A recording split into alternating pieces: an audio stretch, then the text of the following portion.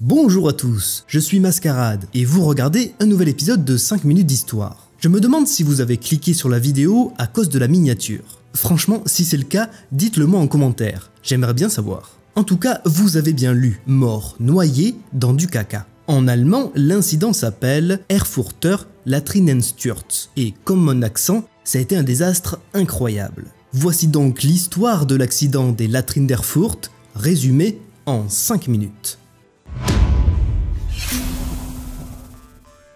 Avant de rentrer à proprement parler dans la merde, je vais vous faire un petit résumé du contexte politique de l'époque. Nous sommes en Allemagne en 1180 et le pays est en proie à de nombreux conflits politiques internes entre nobles et chefs religieux de l'église catholique romaine. En gros, chacun veut sa part de territoire, mais pas n'importe laquelle. Une part plus grosse que celle de son voisin. Alors évidemment, ça se frite très souvent. Ainsi, un conflit éclate entre Conrad I, l'archevêque de Mayence, et Ludwig III, le gouverneur de l'état de Thuringe. On sait pas trop ce qui a déclenché les hostilités, mais sûrement un problème de contrôle des terres.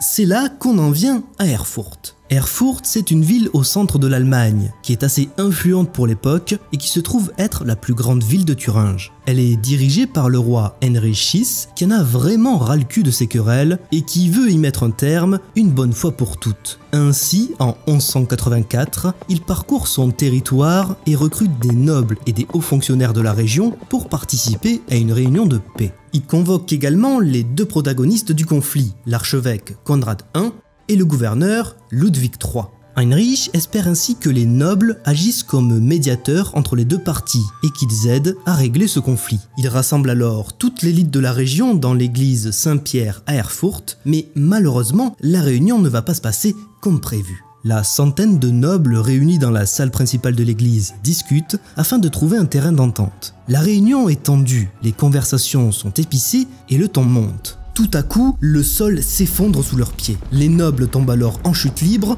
dans les latrines de l'église. Certains sont tués dans la chute, d'autres sont écrasés par les pierres, mais la plupart meurent noyés dans la gigantesque mare d'excréments. Le roi Heinrich VI et l'archevêque Conrad, qui s'étaient retirés dans un coin de la salle, survivent à ce désastre. Ils réussissent à s'accrocher au barreau d'une fenêtre et sont finalement secourus quelques minutes après. On estime qu'entre 60 et 100 nobles sont morts ce jour-là. Je ne vous ferai pas l'affront de vous citer quelques noms vu mon accent absolument immonde en allemand, mais je peux vous dire que beaucoup de gratin a disparu ce jour de juillet 1184. Alors, par miracle, Ludwig III s'en sort sans trop de bobos. Par contre, l'histoire ne nous dit pas si le différend qui l'opposait à l'archevêque a finalement été réglé. Ce qui est sûr, c'est que Heinrich VI fut sacré empereur du Saint-Empire romain germanique en 1191.